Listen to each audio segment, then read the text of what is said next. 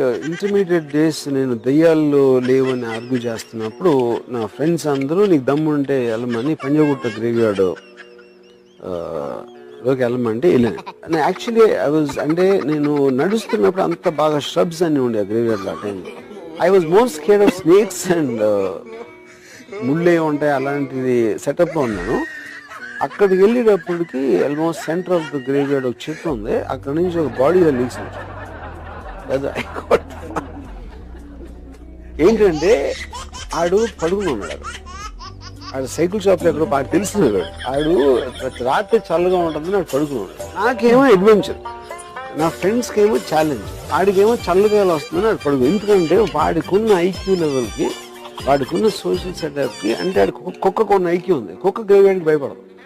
So మీకు ఎంత తెలివి ఉండి ఎంత ఇమాజినేషన్ పవర్ ఉంటే అంత భయపడతారు యాక్చువల్లీ. ఇది చాలా మంచి పాయింట్, వెరీ వ్యాలిడ్.